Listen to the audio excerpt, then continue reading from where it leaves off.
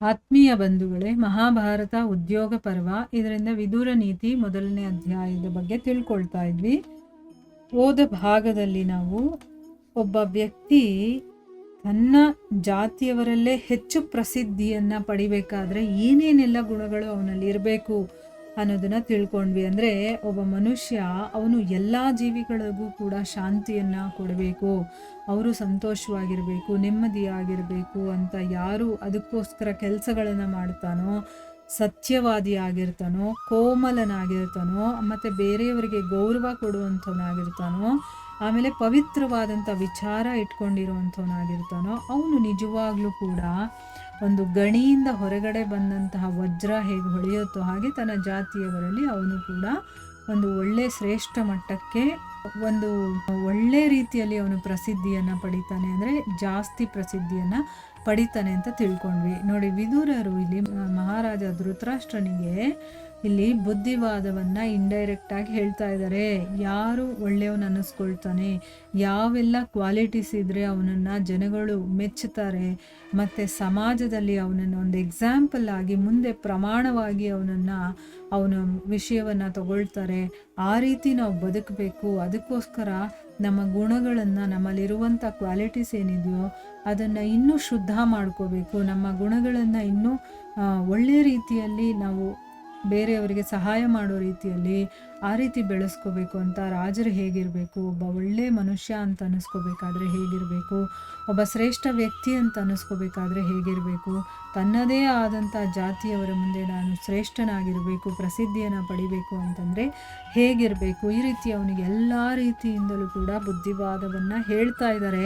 ಅವನು ತಿಳ್ಕೊಳ್ತಾನೋ ಇಲ್ವೋ ಅದು ಮುಂದೆ ನಮಗೆ ಗೊತ್ತಾಗುತ್ತೆ. ಇಲ್ಲಿ ಧೃತರಾಷ್ಟ್ರನಿಗೆ ಹೇಳ್ತಾ ಇರೋದು ಬಿಡು, ನಮ್ಗಲ್ಲ ಅಂತ ಅನ್ಕೋಬಾರ್ದು. ಇಲ್ಲಿ ವಿದುರರು ಅದನ್ನ ಇಂಡೈರೆಕ್ಟ್ ಆಗಿ ನಮ್ಗೆ ಹೇಳ್ತಾ ಇರೋದು, ನಾವು ಇದನ್ನ ನಮ್ಮ ಜೀವನಕ್ಕೆ ಅಳವಡಿಸ್ಕೋಬೇಕು. ಇಲ್ಲಿ ಧೃತರಾಷ್ಟ್ರನ ಮೂಲಕ ನಮಗೆ ಹೇಳ್ಕೊಡ್ತಾ ಇದ್ದಾರೆ, ಆಯ್ತಾ. ನಾನು ನನ್ನ ಜೀವನದಲ್ಲಿ ಒಬ್ಬ ಶ್ರೇಷ್ಠ ವ್ಯಕ್ತಿ ಅನ್ನಿಸ್ಕೋಬೇಕು, ಒಂದು ಪ್ರಸಿದ್ಧಿಯನ್ನ ಪಡಿಬೇಕು, ಒಬ್ಬ ಒಳ್ಳೆ ವ್ಯಕ್ತಿ ಅನ್ನಿಸ್ಕೋಬೇಕು. ನನ್ನನ್ನು ಕೂಡ ನಾಳೆ ದಿವಸ ಇತಿಹಾಸದಲ್ಲಿ ಹಿಂದೆ ಈ ರೀತಿ ಒಬ್ರು ಇದ್ರಪ್ಪ, ಅವರು ಈ ರೀತಿ ಮಾಡಿದ್ರು, ಇಂಥ ಒಳ್ಳೆ ಕೆಲಸಗಳನ್ನು ಮಾಡಿದ್ರು ಅಂತ ವ್ಯಕ್ತಿಯನ್ನ ಒಂದು ಪ್ರಮಾಣವಾಗಿ ತಗೊಳ್ಬೇಕು, ನನ್ನನ್ನು ಕೂಡ ಪ್ರಮಾಣವಾಗಿ ತಗೊಳ್ಬೇಕು ಅಂತಂದರೆ ನನ್ನಲ್ಲಿ ಏನೆಲ್ಲ ಗುಣಗಳಿರಬೇಕು, ನಾನು ಯಾವ ರೀತಿ ಕೆಲಸ ಮಾಡಬೇಕು ಅನ್ನೋದನ್ನು ಹೇಳ್ಕೊಡ್ತಾ ಇದ್ದಾರೆ ವಿದುರರು, ಆಯಿತಾ. ಅದನ್ನು ಆ ರೀತಿ ತಗೋಬೇಕೇ ಹೊರತು ಇಲ್ಲಿ ಧೃತರಾಷ್ಟ್ರನಿಗೆ ಹೇಳ್ತಾ ಇರೋದು ನನಗಲ್ಲ ಅನ್ನೋದು ನಮ್ಮ ಮನಸ್ಸಲ್ಲಿ ಬರಬಾರ್ದು, ಆಯಿತಾ. ಇದನ್ನೆಲ್ಲ ನಮಗೆ ಹೇಳ್ತಾ ಇರೋದು, ಅದನ್ನು ಅವಾಗವಾಗ ನೆನಪಿಸ್ಕೊಳ್ತಾ ಇರ್ಬೇಕು ನಾವು. ಈಗ ಮುಂದುವರೆದೇನು ಹೇಳ್ತಾರೆ ಅಂತ ನೋಡೋಣ. ಯಾರು ಸ್ವತಃ ಅಧಿಕ ಲಜ್ಜಾಶೀಲನಾಗಿರ್ತಾನೋ, ನೋಡಿ, ಲಜ್ಜೆ ಒಂದು ಆಭರಣ ಅಂತಾನೆ ಹೇಳ್ತಾರೆ. ಆ ಲಜ್ಜೆ ಅನ್ನೋದು ಎಲ್ಲ ಮನುಷ್ಯರಲ್ಲೂ ಇರಬೇಕು.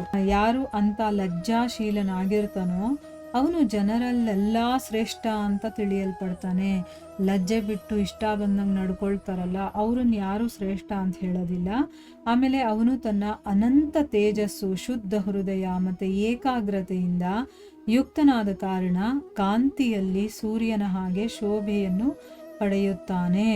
ಅಂದರೆ ಇಂಥ ಒಬ್ಬ ಮನುಷ್ಯ, ಅಂದರೆ ಯಾರಲ್ಲಿ ತೇಜಸ್ಸಿರುತ್ತೋ, ಆಮೇಲೆ ಶುದ್ಧವಾದಂಥ ಹೃದಯ ಇರುತ್ತೋ, ಮತ್ತು ಏಕಾಗ್ರತೆ ಇರುತ್ತೋ, ಅಂಥ ಒಬ್ಬ ಮನುಷ್ಯನಲ್ಲಿ ಆ ಎಲ್ಲ ಗುಣಗಳು ಇರುವ ಕಾರಣದಿಂದ ಹೇಗೆ ಸೂರ್ಯನ ಕಾಂತಿ ಹೊಳೆಯುತ್ತೆ ನೋಡಿ, ಆ ರೀತಿ ಕಾಂತಿಯಲ್ಲಿ ಸೂರ್ಯನ ಹಾಗೆ ಇರ್ತಾನವನು ಅಂತಂದ್ಬಿಟ್ಟು ಹೇಳ್ತಾ ಇದ್ದಾರೆ. ಆಮೇಲೆ ಅಂಬಿಕಾನಂದನನೇ, ಇಲ್ಲಿ ಅಂಬಿಕೆಯ ಮಗ ನೀನು ಅಂತಂದ್ಬಿಟ್ಟು ಇಲ್ಲಿ ಅಂಬಿಕಾನಂದನನೇ ಅಂತಂದ್ಬಿಟ್ಟು ಇಲ್ಲಿ ವಿದುರರು ಹೇಳ್ತಾ ಇದ್ದಾರೆ. ಶಾಪದಿಂದ ದಗ್ಧನಾದ ರಾಜ ಪಾಂಡುವಿನ 5 ಮಕ್ಕಳು ಕಾಡಿನಲ್ಲಿ ಹುಟ್ಟಿದಂಥವ್ರು ಅಂತಂದ್ರೆ, ಈಗ ಪಾಂಡುವಿಗೆ ಶಾಪ ಬಂದಿರುತ್ತಲ್ವಾ, ಋಷಿಗಳು ಶಾಪ ಕೊಟ್ಟಿರ್ತಾರೆ. ಸೊ ಆ ಶಾಪದಿಂದ ಅವನು ಸುಟ್ಟು ಹೋಗ್ತಾನೆ ಅಂತಂದ್ರೆ ಅರ್ಥ ಏನು, ಸಾಯ್ತಾನೆ. ಆಮೇಲೆ ಅವನು ಚಿತೆಯನ್ನ ಏರ್ತಾನೆ. ಆ ರೀತಿ ಆದಾಗ ಪಾಂಡುವಿನ 5 ಮಕ್ಕಳು ಕಾಡಲ್ಲೇ ಹುಟ್ಟಿದ್ರು. ಅವರ 5 ಜನ ಇಂದ್ರನ ಹಾಗೆ ಶಕ್ತಿಶಾಲಿಗಳು.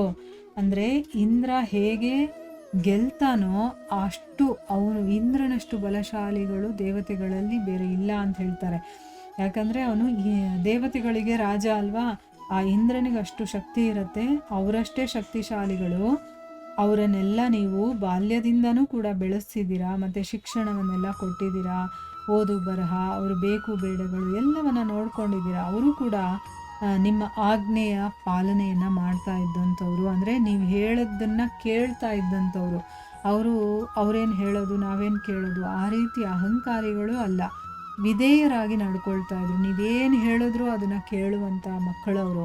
ಅವರಿಗೆ ನ್ಯಾಯವಾಗಿ ಬರಬೇಕಾಗಿರುವಂತಹ ರಾಜ್ಯದ ಭಾಗವನ್ನು ಕೊಟ್ಟು ನೀವು ಕೂಡ ನಿಮ್ಮ ಮಕ್ಕಳ ಜೊತೆ ಆನಂದವಾಗಿ ಭೋಗಿಸಿ, ಎಲ್ಲ ಏನು ರಾಜ್ಯ ಇದೆಯೋ ಅದನ್ನೆಲ್ಲ ಭೋಗಿಸಿ. ಆದರೆ ಅವ್ರ ಪಾಲಿಗೆ ಏನು ಬರಬೇಕಾಗಿದೆಯೋ ಅದನ್ನು ಧರ್ಮದಿಂದ ನ್ಯಾಯದಿಂದ ಕೊಟ್ಬಿಡಿ ಅವರಿಗೆ. ಆವಾಗ ನೀವು ನಿಮ್ಮ ಮಕ್ಕಳ ಜೊತೆ ಸಂತೋಷವಾಗಿರ್ಬೋದು. ನೀವೇನು ಭೋಗಗಳಿದೆಯೋ ಅದನ್ನು ನೀವು ಭೋಗಿಸಿ, ಪಾಂಡವರಿಗೆ ಅವ್ರು ಏನು ಕೊಡಬೇಕು ಅದನ್ನು ಕೊಟ್ಬಿಡಿ ಅಂತಂದ್ಬಿಟ್ಟು ಹೇಳ್ತಾನೆ. ಮುಂದುವರೆದು ಹೇಳ್ತಾರೆ ನರೇಂದ್ರನೇ, ಈ ರೀತಿ ನೀವು ದೇವತೆಗಳು ಮತ್ತು ಮನುಷ್ಯರ ಟೀಕೆ ಟಿಪ್ಪಣಿಗಳ ವಿಷಯವಾಗೋದಿಲ್ಲ. ಈಗ ನೋಡಿ, ಆಲ್ರೆಡಿ ನಿಮ್ಮ ಮೇಲೆ ಬೇಕಾದಷ್ಟು ಜನರು ಮಾತಾಡ್ಕೊಳ್ತಾ ಇದ್ದಾರೆ. ಏನು ಅತಿಯಾಸೆ ಧೃತರಾಷ್ಟ್ರನಿಗೆ ಮತ್ತು ಅವನ ಮಗನ ಮೋಹದಲ್ಲಿ ಮುಳುಗೋಗಿದ್ದಾನೆ.